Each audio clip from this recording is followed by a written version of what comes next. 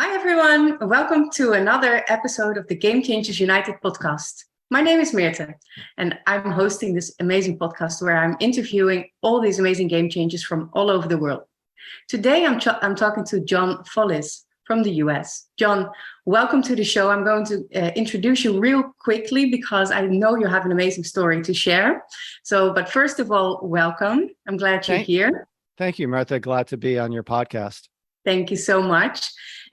John, we're going to talk about a lot of things in relation to marketing, business, entrepreneurship, and everything in between.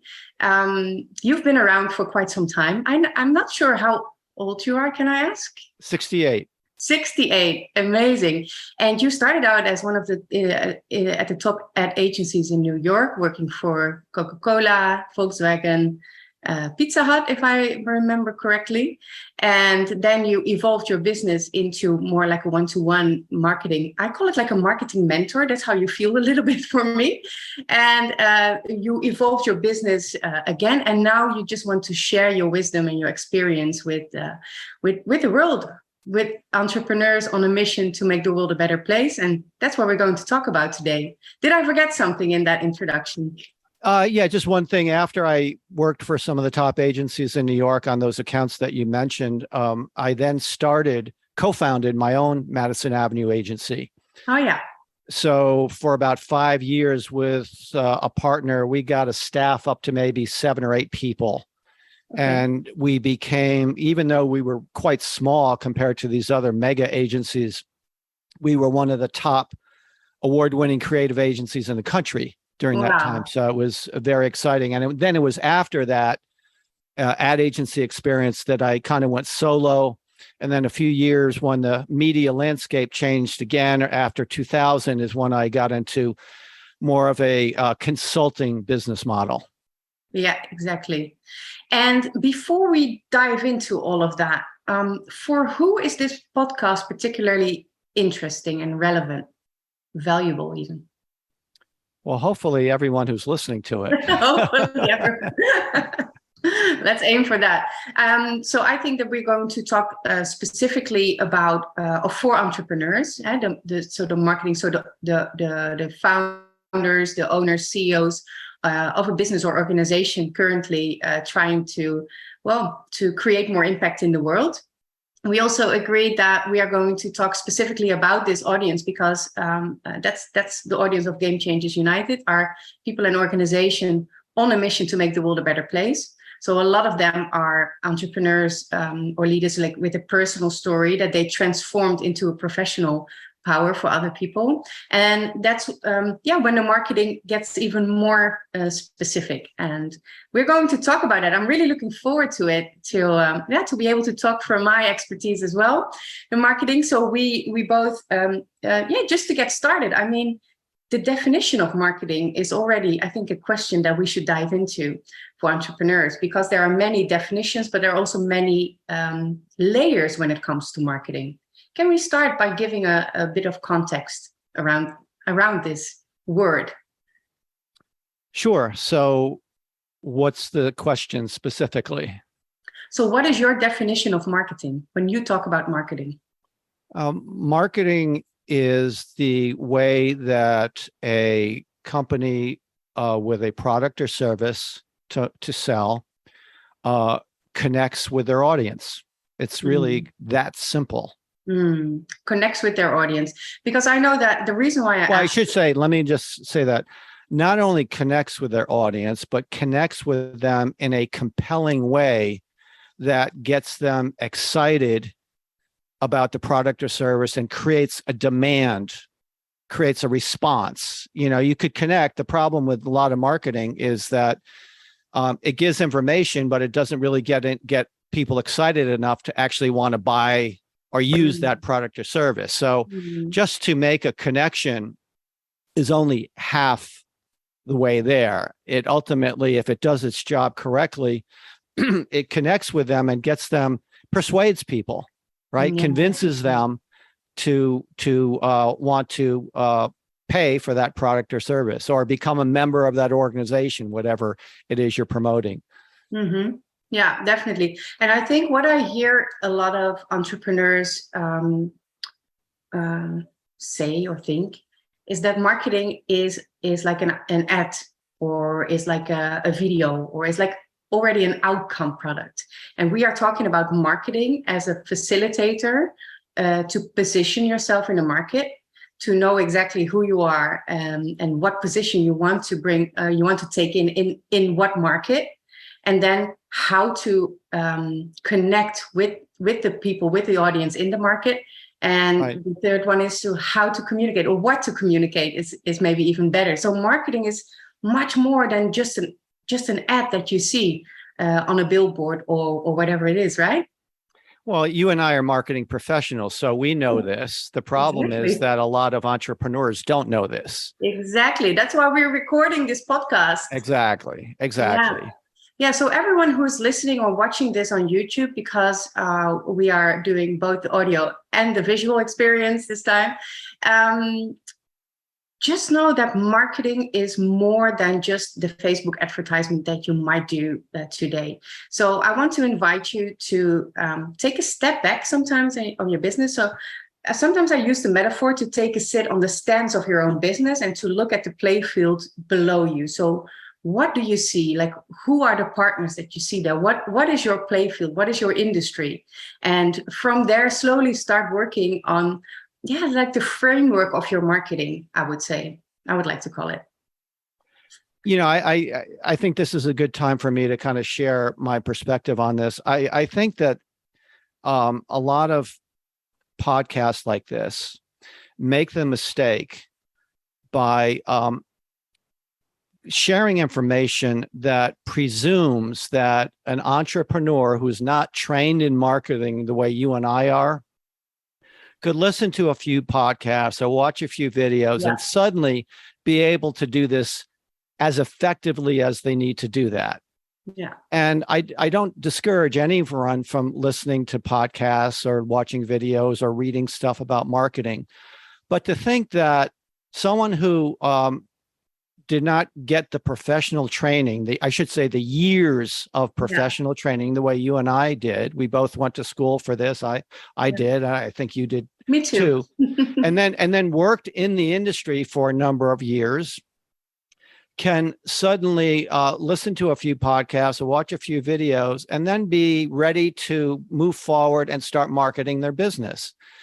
They really can't if they want to do it very effectively. Mm-hmm. It's interesting to me that people have no problem hiring a lawyer when they need legal help, or they'll hire an accountant or bookkeeper when they need financial help.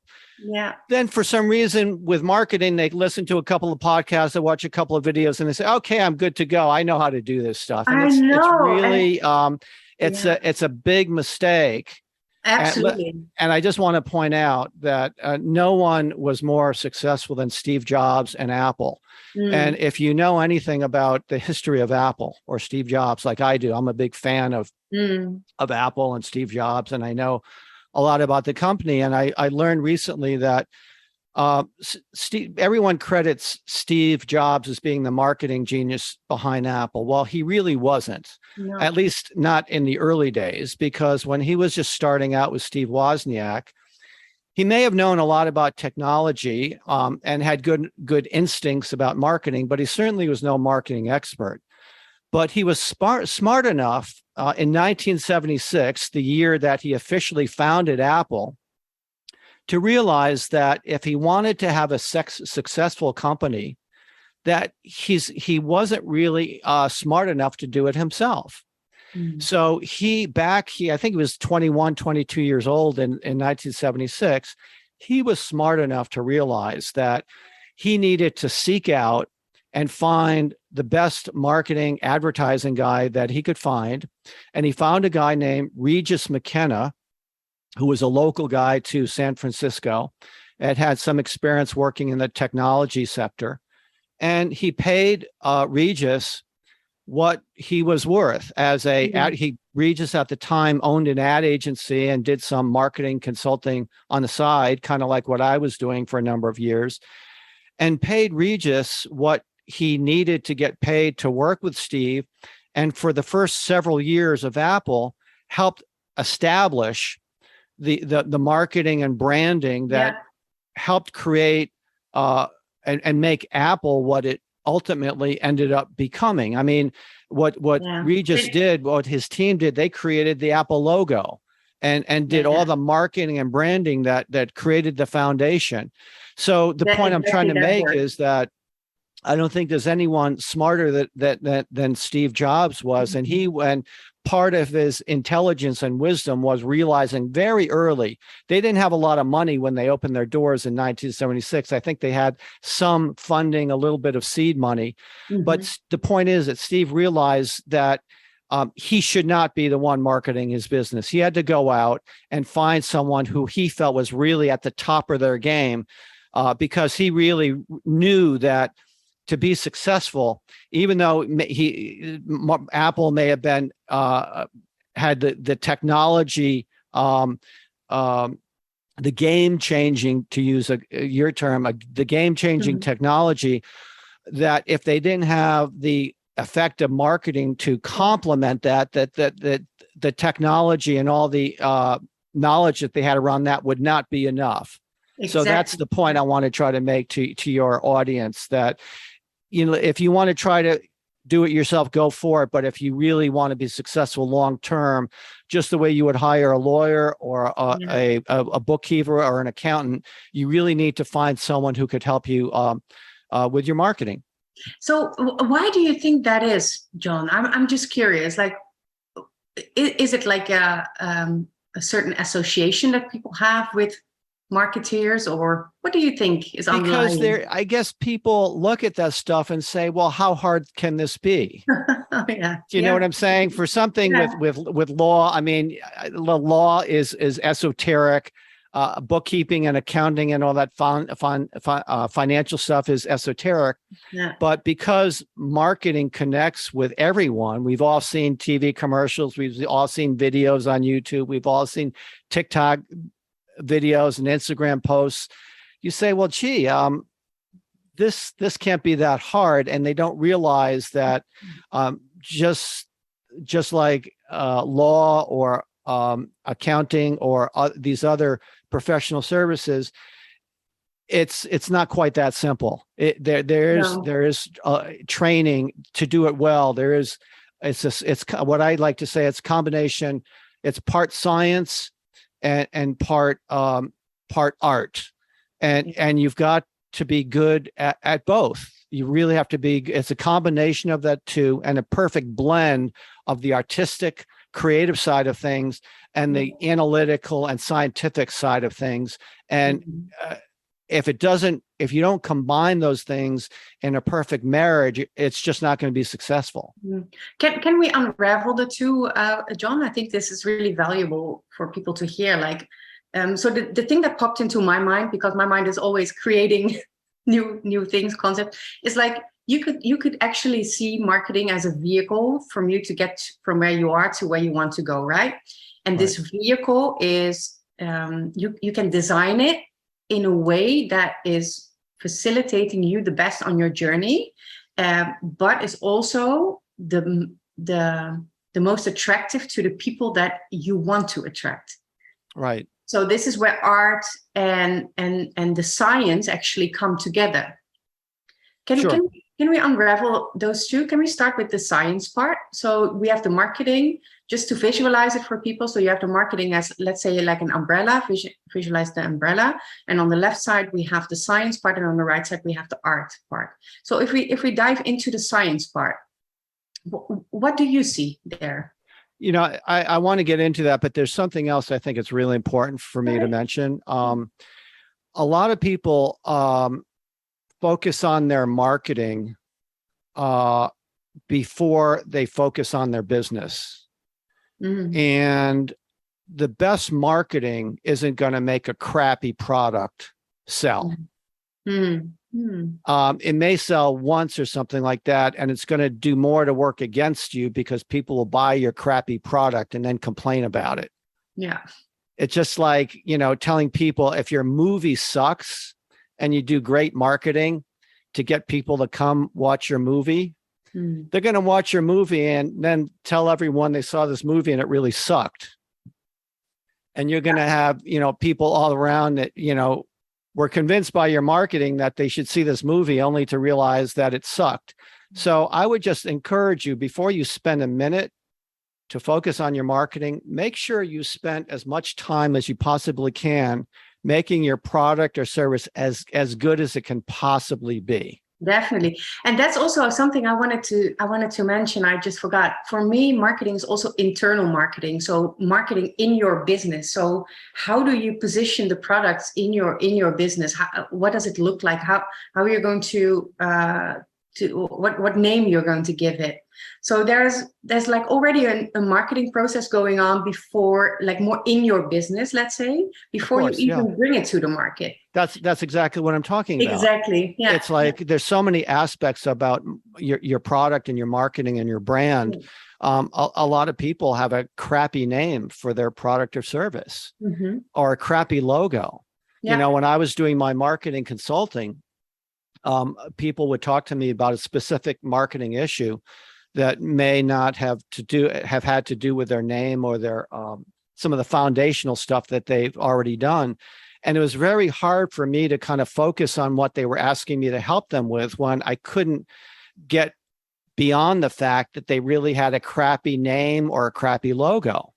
So as much as I didn't want to insult the people that I was talking to, it kind of goes back to what I was saying earlier, is that if you're going to put your energy behind marketing your product, make sure that everything else, all the elements that help create the identity for your product or service, are as good as they can possibly be. And I'd rather have you kind of reevaluate your name or your logo before you start, because that's a foundation. It's like building a house, right? If you start adding additions to your house and building on to a crappy foundation, but the foundation is faulty, you may think you're building a good house, but after a period of time, you're going to realize that you really should have stopped earlier before you started adding all these things to the house and created a better foundation. So I always work with my clients. I always call it underground for the first period of time, where we really deep dive into this foundation and to identify, like, who are you? What is it that you have to do here? And how are you going to transform that into a business and like products that align? So one of my 7 key pillars for a successful social business is synergy, because we need synergy in everything that we do. Marketing is, for me, is the sum of so many variables, from personal things to the products, to the names, to the colors, to the tone of voice that you use, logo. It's everything. And I don't think that people realize. It's like the accountant, right? So at the end of the year, you get your year report, and you think, oh, this is nice. But you don't realize that they put in all this work. And I think it's the same with marketing. Maybe when people look at both our businesses now, they were like, oh, this is nice, I can do that. But they see the end result. They don't exactly. They don't know that the expertise that went into creating that end result. And the reason why it is so making so much sense for them is because we put in all this science, and we put in all these thoughts and all this strategic work and thinking and puzzling and connecting the dots that no one else sees, but therefore it works really well. Yeah, it's, again, I use the house analogy. Everyone looks at a house and says, oh, that's a beautiful house. They see the exterior, they see what visually they don't know anything about the architecture of that house, or the foundation or the structure that goes behind that house, which is really, it's like when you're buying a house, you want to make sure you look at all the reports, the construction reports, and make sure that the stuff that you don't see was done right. And it's the same with marketing, right? That's kind of what you're saying. That's what I'm saying, and I'm laughing because I remember a few times that I told my clients, because I use so I have a drawing table session, and I literally use an architect paper with like a visual of a house.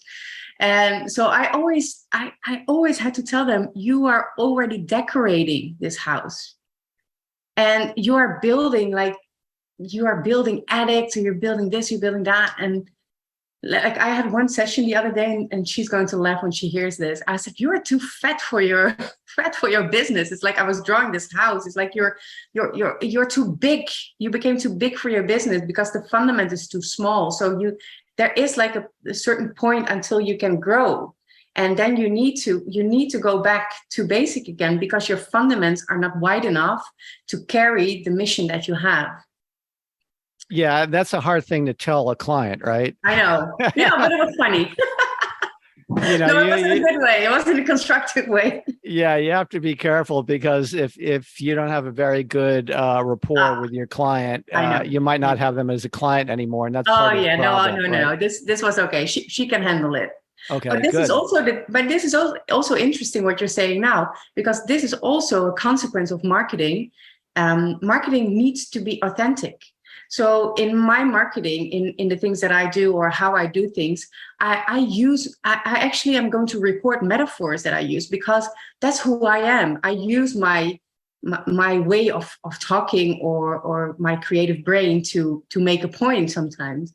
And the people that like me or like you, they will like it, and they can accept it. But that's also marketing. It's like, how do you attract the ideal clients for you? Yeah, especially, it really kind of depends on the size of your business. But if you're talking to entrepreneur businesses where their business is essentially them, then of course that's true. Yeah. The marketing or their business is really an extension of who they are and their view of the world and what they're trying to do, especially in the service-oriented business. It's a little bit different if you're selling a widget, right? Yeah, true. This is really service-based business for entrepreneurs on a more personal. Sure. But with almost $1 million revenue a year, so it was serious business. But okay, so I mean, that was true with Steve Jobs. I mean, he created Apple. That was an extension of his personality. Yeah. Especially when think different. That's what I mean. He did have an ad agency that came up with that tagline, but that really captured the essence of what how Steve approached the computer industry. He wanted to IBM was the big elephant in the room, and he wanted to be different and make things more personal and more customized to the user. I was recently listening to to a podcast, I think it was, and they revealed what the I stands for in iPhone or iMac. Did you know? Interactive. Amongst others, interactive, individual, impact. So he had all these words, so all these core values, maybe an extension of his personality that he put in just one letter. Yeah, and I actually talked to the guy. That was create. People think that Steve is the one that came up with that. Yeah. And he worked with one of the top agencies after he worked with Regis McKenna for a few years and got big and had millions of dollars to spend on advertising. He hired one of the top agencies in the country based in Los Angeles called Chiat Day, and worked with I know the people. In fact, when I had my podcast, I interviewed one of the creative directors that actually worked with Steve on the iMac and actually came up with a name for iMac. Wow, that's amazing. Steve didn't like the name iMac. No? He wanted to call it MacMan. Oh. Now, what was the Sony?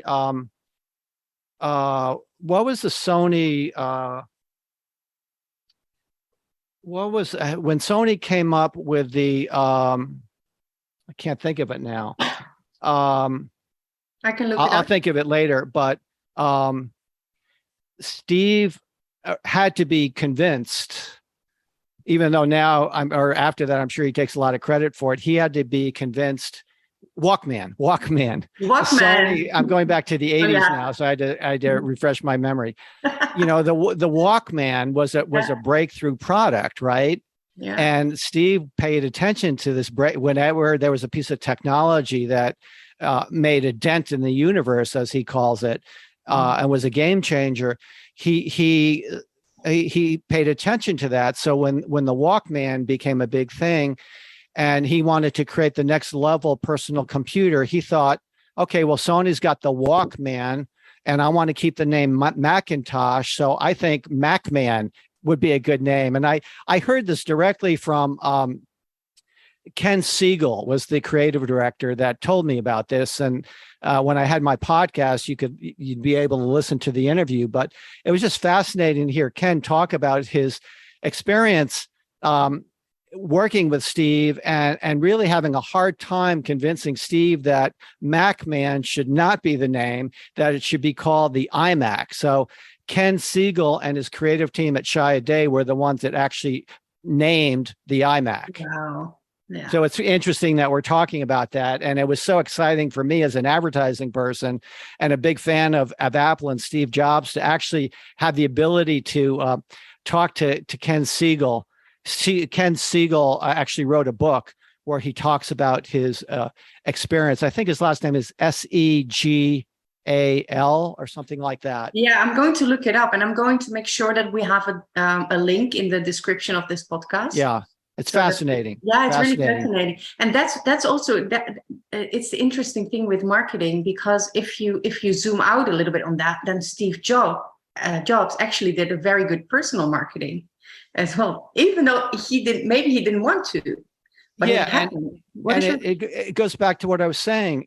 Steve, may have had his own ideas, but at the end of the day, he valued the professional expertise of the marketing and advertising people that he was working with, and it didn't mean that he always agreed with them initially. If you buy Ken's book or listen to this podcast, you'll know that it was quite a challenge for Steve to finally come to the conclusion that iMac was the name that we should go with. And now everyone assumes that Steve was a creative genius that came up with that, and he actually wasn't, and initially hated it. Yeah. Yeah, that's an amazing story. And also what you're saying is really true. It's like to be, as a real leader, even though you would have made another decision, you trust on your team of experts around you to make this decision for you. And I think that's when you talk about if you're smart. Exactly, when you're smart. When you talk about smart leaders, I mean, he knew what he was doing. So he also knew that maybe a part of him wanted to hold on to it because he came up with it. And this is where marketing becomes personal, and your ego basically needs to let go of the thought that you didn't invent it. It goes back to what we were saying before. You were asking me, why do I think it is that a lot of entrepreneurs think they can hire all these other service professionals that they need, but then when it comes to marketing, suddenly figure out, well, I can do that. Yeah. And it just shows that it's such an easy thing for someone to think that they could come up with a name of something or come up with a creative idea. But it takes someone, I think, who is really, really smart to, even though you may have the tendency or think that you have a good idea, is to respect the professional opinion of the people that you've hired to help you. Yeah, definitely. And that's not always the case. I can tell you, Mirtha, I've worked with a lot of clients where it was very frustrating with me, is that they would hire me and then basically fight with me. And at the end of the day, not do what Steve did, which was to acquiesce to the professional people. And at a certain point, I would just have to decide that maybe this client as much as they wanted to work with me, was not a good fit if they, were fighting with me all the time about some of the ideas I had. Mm-hmm. Yeah. And would it be valuable to dive into one of those situations just to clarify, like where in the decision process do you need to pay attention? I'm trying to think. I wouldn't waste my time with prospects or clients. And I say prospects because in a meeting or two with a prospect, I got to the point, Myrtha, where I got a pretty good sense after a conversation or two with them, whether or not I think they would be compatible to work with me. Yeah. For the reasons we're talking about. I just remember one time where I was at a networking event, and I was introduced to a business owner who seemed intrigued by the fact that I was a marketing expert. And he said, "Oh, well, if you're a marketing expert, let me ask you something." He said, "I just came up with a name for my business. What do you think of it?" And again, that's kind of a tricky question to answer, because you don't want to offend someone, but they're asking you your opinion and you want to be honest with them. Yeah. And I said, so he gave me the name of the business, and it sounded like a 10-year-old kid came up with the name of the business. I didn't want to tell him that, but I just said, well, I think you could probably do better. I said, I wouldn't stop there. Again, this is how you have to you have to measure your words and kind of share your opinion without doing it in an insulting way. So I said, well, I really think that if you gave it some more thought, you could come up with a better name. But by the way, how did you come up with that name? And he said, oh, my 10-year-old kid came up with it. And he said, I think it's pretty good, so I think we're going to go with it. And I said, well, good luck with it. Oh my God, good for but you. It was so funny. I mean, I really had to laugh out loud when he told me that his kid came up with it. So, But this is, so that's the thing about marketing, it's so many people, they just think that it's really that simple, and it's really not. No, and I really like what you said in the beginning. Like you can be doing okay without the specialized marketing, but you can do great when you do invest in it. And we know that because we did it. Especially you worked for even bigger companies. I actually worked for Pepsi Cola. I set up the marketing department for them in the Caribbean, which was really interesting. But it's the difference that you can make. And sometimes I even compare it with exercising. Like I can lose 10 kilo myself, but it's much faster and more efficient and smoother when I have someone next to me who's guiding me, right? Who's showing me things. It saves me money, it saves me time, it saves me frustration, and I'm going to do it good immediately instead of just like figuring it all out by yourself. But I think a lot of entrepreneurs do, because we are so used to solving all these things ourselves, right? Exactly. Yeah, that's very true. That's very true. Already from our childhood, and you don't have to. I mean, and this it's really, really interesting what you're saying. Like, why do you don't even think about investing in a bookkeeper or in a lawyer or whatever?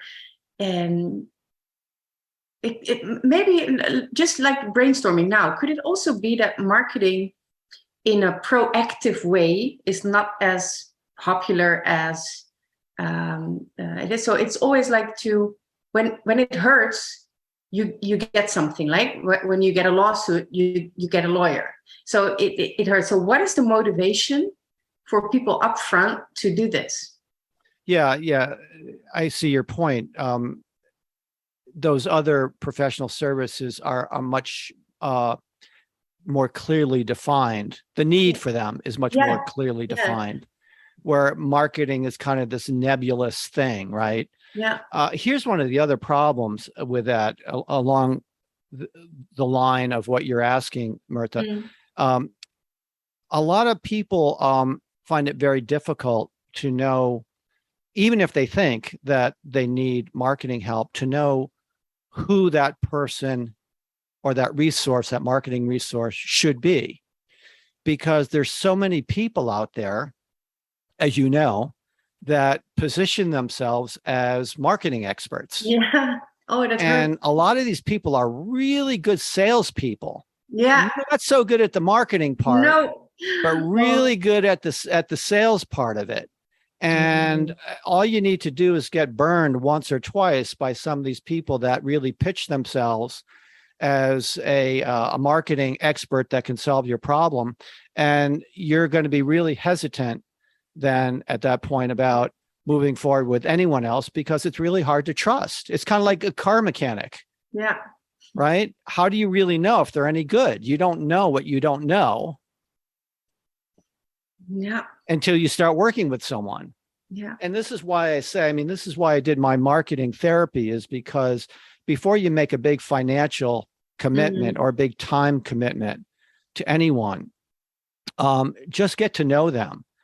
See if they have, this is why with my marketing therapy, I had options where you could start by working with me just for a couple of hours. Yeah. And if you didn't want to work with me anymore after that, and you didn't like the experience, or you didn't find it effective in any way, then all you invested was a couple of hours and, what it cost for that couple of hours. So I made it easy. And in most cases, not in every case, but certainly in most of the cases where people just began working with me in kind of a trial basis, it ended up evolving into an ongoing thing, sometimes for years. Yeah. Yeah. And I know what you mean. Yeah. And it's already, that's already the difference between the salesman that you're talking about and the passionate marketeer, like willing to invest your time and energy and attention and experience into to get to know someone, not even take their money. That's not the reason why you do it. It's like, I want to get to know you so that it helped me to help you better. Right. Right. And a lot of these quote marketing experts are selling these programs and funnels and systems. Yeah. If you go on YouTube or look at any kind of video on Instagram, they all have like this miracle system. Yeah. It's all about the hype. And if you follow our guidelines for our program or our system, we will guarantee you. And they'll tease you with all these promises, right? And it makes me sick. It's not one size. The only time a cookie cutter solution works is if you're selling cookies. Do you know what I'm saying? I always say it's not one size fits all, it's one size that fits you. Right, exactly. That's my point. Exactly. Yeah. And I've been in those programs like years ago, and I was still searching myself as well. I mean, I burnt my fingers. You said like you burnt your fingers. Well, I still have some blisters. I mean, and I actually wrote an article about this. I'm going to try to see if I can find it, where I'm really saying like it still makes me sick until today that I fell for it. Because you believe it, you think as an entrepreneur, and that's what I don't like about the salesman, that they trick you by pointing out the things that hurt for you in that moment. And of course, you need to meet people where they are, right, in marketing. So you need in your messaging. This is why marketing gives people like you and I such a bad name. Exactly that. Right. Yeah. Because there's so many shysters out there. There's so many salespeople that really don't care about their customers. They're just out there to do whatever they can to convince people to make money. Yeah. And they figure, well, I'll never see these people again. And they're not really they don't have a vested interest in growing. And I just think that's a bad way to look at business.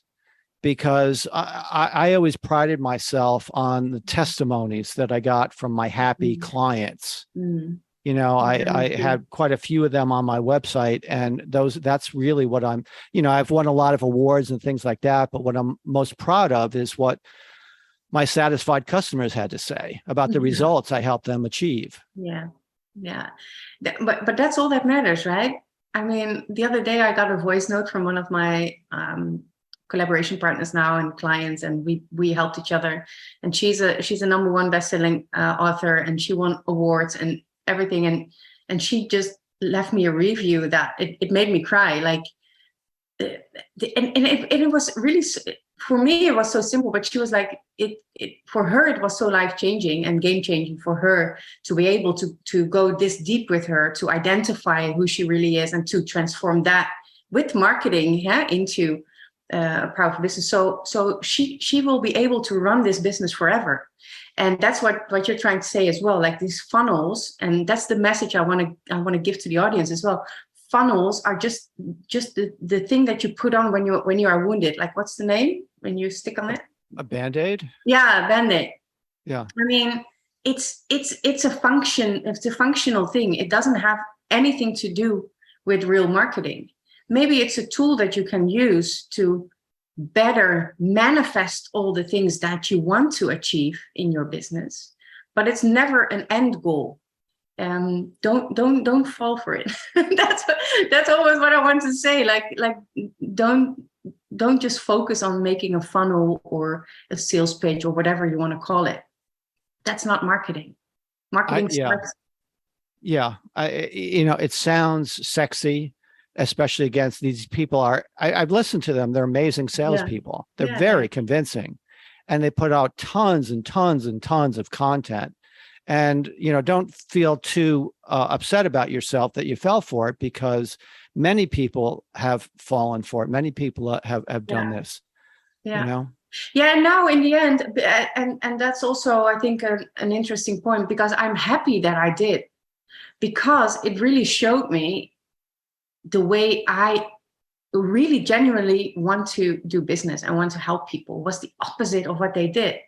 Yeah. And it really showed me a part of myself that I wasn't aware of at that time. So, I mean, in the end, everything serves a purpose. So all good. But yeah, okay, well, I can talk for hours about marketing. And how long do we still have? So we still have like 10 minutes or something, if we want. Let me just interject something, because I don't want this podcast to conclude without pointing out something that I think ties in with the theme of your show, a Game Changer. Even though I had quite a bit of success in my profession as an advertising and marketing person, I realized pretty quickly, once I started working for these agencies in New York, is that it's also a pretty shallow business. Right? You could do the best job selling fish sticks or car batteries or, cookies or soda, and make money doing it, but it doesn't necessarily give you a feeling like you're making the world a better place. Right. Fulfillment. Yeah. So when I was in my early 20s, I came across a quote that for me was a game-changing quote. It was a quote by one of the top advertising professionals in the country at the time. His name was Bill Bernbach. And the quote says this: "The advertising people in this country are the most skilled communicators in history. It would be a major step towards society advancement if we could use our skills in ways to make the world better. Imagine the difference we could make." And when I read that quote, it really kind of touched on something that I was kind of feeling at the time, that I felt that there had to be something more that I could do with my creative advertising and marketing skills that would actually hopefully make the world a better place. And that's when I started getting involved in a lot of my public service work. And as I mentioned, I was in my early 20s when I came across that quote. And since that time, I've probably gotten involved with maybe 36 public service or cause marketing related organizations, ranging from Mothers Against Drunk Driving to child abuse prevention. And it was the work that I did for child abuse awareness and prevention, initially with my ad agency at the time, that got on the radar screen of someone at the White House. I still don't know how that happened. That's wow. But our agency, based on an idea that I came up with on my own for child abuse prevention, we ended up making a connection to the National Committee for the Prevention of Child Abuse in the United States, who was intrigued with what we had to say, because they were doing a deal with the NBA, the National Basketball Association, to do some national TV commercials. And we met them at the time where they just signed a deal with the NBA to do this national TV campaign that the NBA was going to sponsor to the tune of $5 million. Yeah, wow. And this was 30 years ago. So that $5 million now would probably be worth $10 million. And this was over the course, this was during the NBA playoffs. So this was about 5-6 weeks. So imagine spending $10 million in TV advertising over a 6-week period. The commercials that I came up with were seen by anyone who was watching basketball during that time period. And apparently someone at the White House was one of those people, because about a month after the campaign completed, I got something in the letter that I thought was a joke, because the return address was the White House. And it turned out to be an official invitation to a White House reception where I, along with a couple of dozen other people from around the country, were being honored for the public service work that they had done, for their various public service work. And in my case, it was these TV commercials that ran during the NBA playoffs. So again, I don't know specifically how I got on the White House radar. It could have been the president. He might have been a basketball fan and was watching these and said, these commercials are great. We got to find out who did them. But a few weeks after they ran, my partner and I got invited to the White House to be honored by the First Lady, which was pretty cool. That's amazing. Well, first of all, a lot of respect for the work that you did. I mean, and it really triggers something in me. Like it's like 30 years ago, where this is actually social entrepreneurship, in a way. It's like connecting the commercial world and the social world in a way that both are benefiting from it.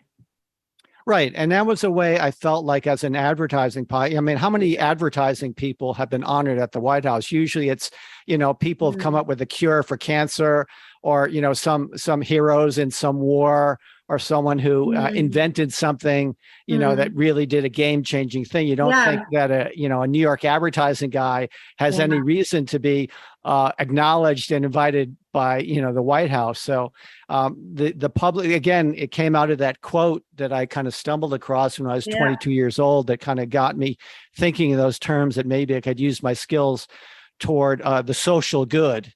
And, started out when I was 22, and I was probably in my mid 30s when I did this ad campaign. And, what's interesting also, Marta, is I did another ad. This was a print ad that was separate from the TV commercials, but for the same cause, child abuse prevention, that won a bunch of awards. And a couple of months after it won some awards, I got a letter from the United Nations. And very similar to the letter that I got from the White House, it was acknowledging that they had come across this public service ad that I had done and liked it enough to tell me that I would be one of the first recipients of a United Nations Public Service Award. No. So they wanted to, and this was maybe 6 months after I was invited to the White House. Wow. And they said, could you come down to the United Nations and receive your award? So I was living in New York at the time, and I hopped on my bicycle and rode the 20 blocks to the United Nations. tried not to get grease on my pants, and Yeah, exactly. Yeah. and received my United Nations. So it was a pretty big year to get both of those honors, first at the White House Wow. and then at the UN, both for the same cause, different ads. Yeah, and it's amazing. And if I can, it's not that I want to talk about myself, but it just triggered something. Like, I started my career in professional football, and I set up the social department. So we used football as a way of helping groups that weren't able to help themselves when it came to education or elderly care or disabled people. And what I did was the same as you, but in a slightly different way. But I used internal marketing, and I designed this framework for this so good, and it's the same for you. So we've actually won awards in the Netherlands, so not as big as in the US, but also invited by one of the princes here, and to be recognized for the work that we were doing. And still, up until today, they are still making money with that and creating impact. And it's the same with you. So back to that framework that we were talking about, this is what it can do. So this is where a good framework can make the difference, whether it's eventually being manifested in an ad campaign for the NBA, or in my case, in a very much smaller way, but is still like very impactful up until today. It's like 11 years afterwards. This is what a good framework can do. A good framework for business, marketing, the concept, everything. So everyone who is wondering, okay, what is the difference of working with a marketeer or not? Well, this is it. And if you can do that, and this is the core of Game Changers United, is the core of my business, is to make those skills available and to share them with you. For example, this conversation is amazing. And to make it available for people who genuinely want to do good in the world, then I think that then the circle is round. Yeah. Do you know the brand? Are you familiar with the brand Kenneth Cole? Kenneth Cole is a fashion brand. Yeah, not that familiar. It does ring a bell, but not that familiar. Okay, No. well, Kenneth Cole is a fashion brand. The reason I mentioned this, Mirtha, is because when I was in New York, I helped work with me and a couple of other guys helped do a ad campaign for Kenneth Cole, who at the time was just a young shoe designer who had no brand at all. He was just starting his business. And he's trying to create an identity for himself and a fashion brand with his name, Kenneth Cole. That was his name. And like you're saying, like what we're talking about, he had a lot of strong feelings about public service. And this was in the 80s when AIDS, the disease of AIDS, was a big problem. So he did a number of ads, and we did with him, for him, but he wanted to ally his brand with a social issue that he thought was very important. And because it was the fashion industry, he I think it came out of the personal experience that he was having, that a lot of his friends who were in the fashion industry were getting AIDS and dying of AIDS. So that's why for him it was a very personal thing. But one of our ads showed a condom, and the headline was, "Our shoes aren't the only thing we encourage you to wear." And at the bottom it said this, and it mentioned that here's where you can contribute to AIDS research. So again, we're going back a few years now and talking about the 80s, but that's when, wearing condoms was a very big, easy thing for people to do to help stop the spread of the disease. So we came up with this ad that was in line with what he wanted to do from a positioning and a strategic standpoint. And, won all kinds of awards and worked out well for us and helped get a lot of press. When you do that kind of work, he was one of the few fashion designers that never really showed his clothes. He was always tying his message in with the current events that were happening of the day. And that's where he realized he could get a lot of buzz, what we call buzz, and a lot of attention, a lot of press. And it helped he became a worldwide brand as a result of some of that early marketing and advertising that we did that was often cause related. So again, that ties into what you were saying. Exactly that. And I love these kind of stories because in the end, it needs to be authentic, because otherwise people don't believe it. If he wouldn't have been genuinely so involved in this cause, then it would never have the impact that it still has today. Maybe. Right. And that's what I get really goosebumps because of that. Because one person can change so many lives. He did it as well. He will probably never know how many people maybe he helped because they were more aware of the fact that they had to use a condom, for example. Yeah. And I don't recall exactly, Martha, but he may have, one of the messages he might have said, any shoes that are bought this month, I will contribute 15% to AIDS research. I think he might have done something where he was really putting his money where his mouth was on that, not just, talking the talk, but walking the walk as well. Exactly. And I love that. And this is exactly what I try to create in my business as well. I do it as well. So I invest a kickback fee of 10% of the first investment that new clients do with me, because I believe in their mission.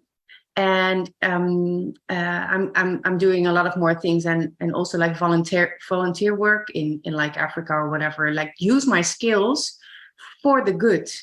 And this story that you're just telling me about, Kenneth, really reminds me again that don't ever underestimate the power that you can have. Maybe not today, maybe not tomorrow, but imagine on the long term with the right framework, with the right people behind you. You can change so many lives. You can change the game. It really goes back. I have always believed, as a creative person, it's the power of a great idea. Yeah. And this national TV ad campaign for child abuse prevention that ran for 5 or 6 weeks with millions and millions of TV dollars behind it, that was seen by literally millions of people around the United States during that 6-week period, came out of an idea that I came up with in my apartment one night when I was watching TV. Yeah. Oh, yeah. This is a good topic as well. Yeah. And I just came up with this idea. I saw something in a documentary. I found out that Hitler was abused as a kid. Yeah.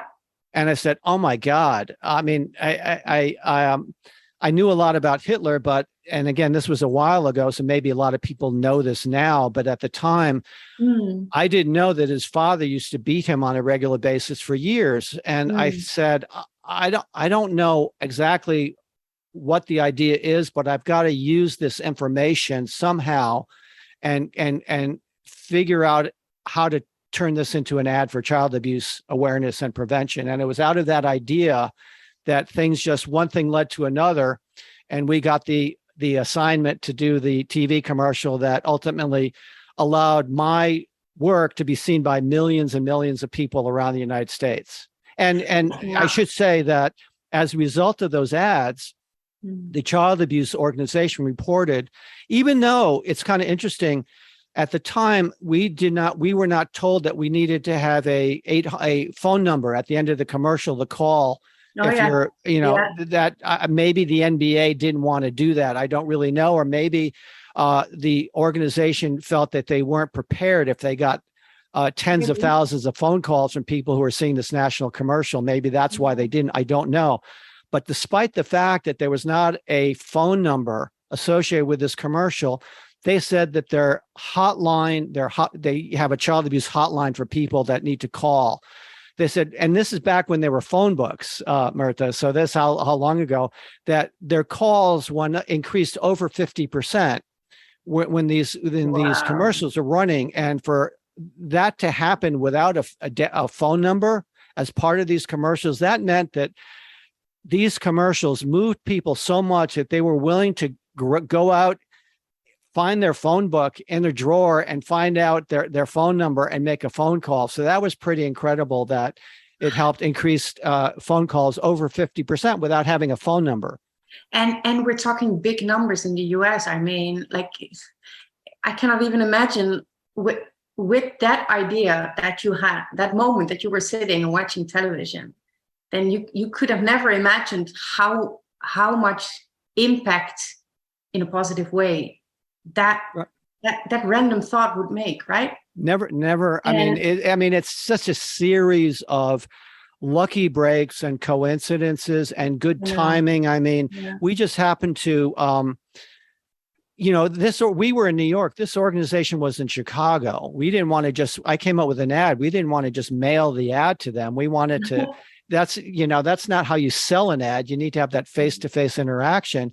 And my business partner didn't even think it was worth his time to try to call them up.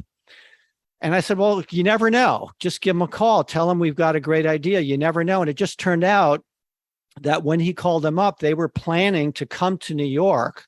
So we would have the opportunity to meet them face to face. And they had just done this deal with the NBA that was going to give them all this millions of dollars worth of TV time. And we just met them at the point where they were looking for an ad agency, needing to have an ad agency to come up with these TV commercials. So it's just a series of coincidences that happened. Yeah, but I still want to position you in that, because if it wasn't for that idea, the idea is one, actually, the following up on that idea. So the belief and the gut feeling, like, guys, this is what I want to do. There's something in here that I need to follow up on. Right. And that, I think that's where you make the difference. Not even in coming, yes, of course, the idea is also very good, but you designed the settings to be able to let this idea create the impact that it did back then, right? The funny thing about it, Marta, is even though the UN loved it enough to give me a UN public service award, the National Committee in Chicago saw this ad with an image of Hitler on it and said, there's no way we could run this ad. They basically said, we don't, we can't do this. However, we do have another opportunity that maybe you'd like to hear about, and that's doing these national TV commercials. So we had no idea that when we were meeting them at the NBA, we had no idea why they asked us to meet them at the NBA offices. We had no idea that they were trying to work out a deal for a national TV campaign. We just said that's where they're going to be, and that's where we could show this print ad. Which they ultimately rejected. But it's kind of funny that it was the conduit, even though they rejected it, that allowed us to have a conversation to talk about these TV commercials, basically because they had 3 weeks to do something. They didn't really have the time to start interviewing different ad agencies. They had to do something pretty quickly. Mm-hmm. And we were based in New York. And so we just happened to be the right time, right place. So it's kind of funny.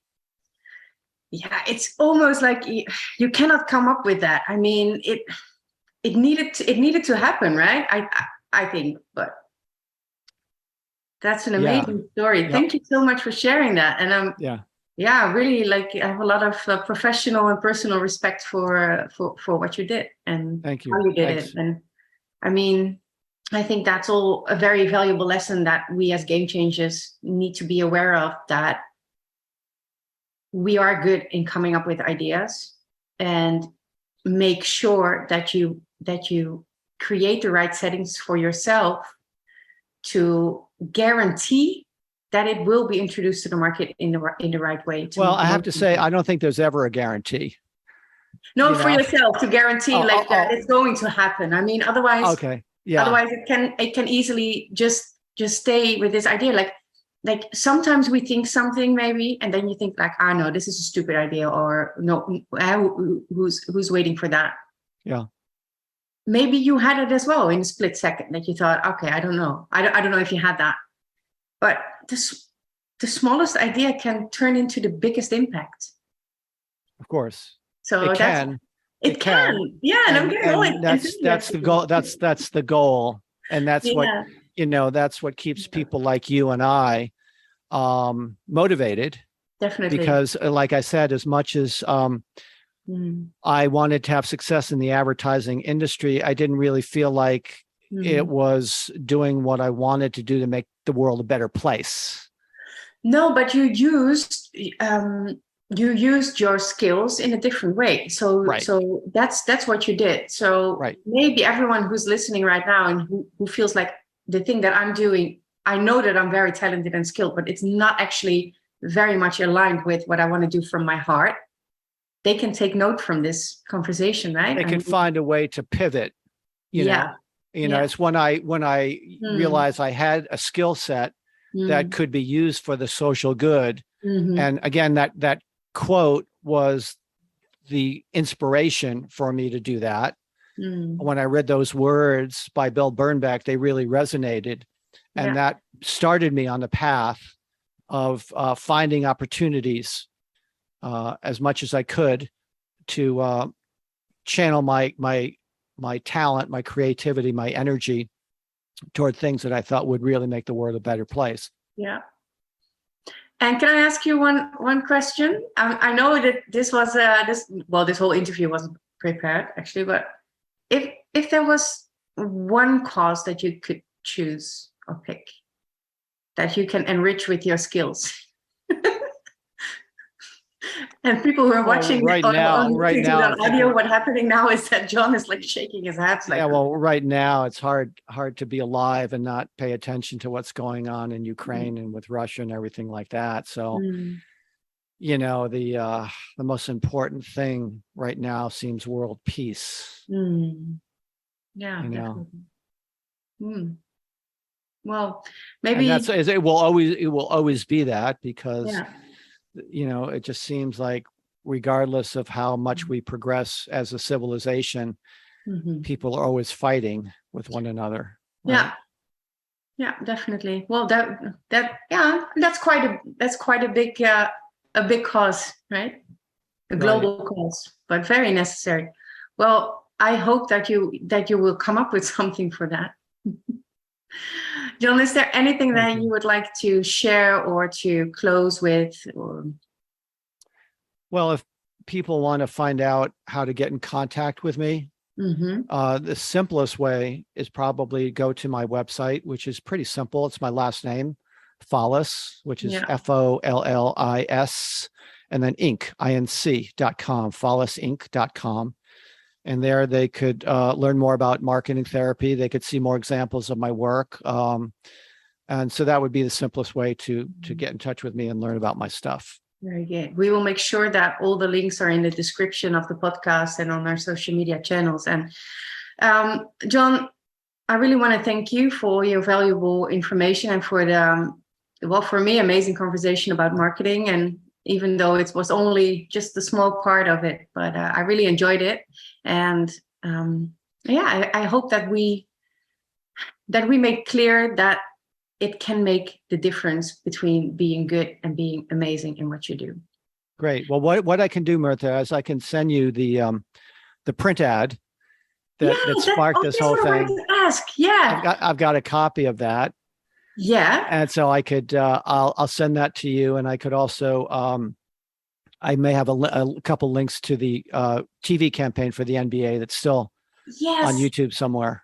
I wanted to ask you that, and I would love to see it. And I am going to put links in the description as well of the podcast, so I can link to YouTube or to like a PDF, for example, that we can so to create a little bit more vision. And I created a mini documentary. It's about 15 minutes long that actually takes the viewer through the whole story that I just told you verbally. It's pretty fun to watch. I'll send you a link to that too. I think you'll the fact that you can actually watch visually what was going on with me and how one step led to another, because it's a pretty incredible story. I think you might get a kick out of it. So I'll send you a link to that too.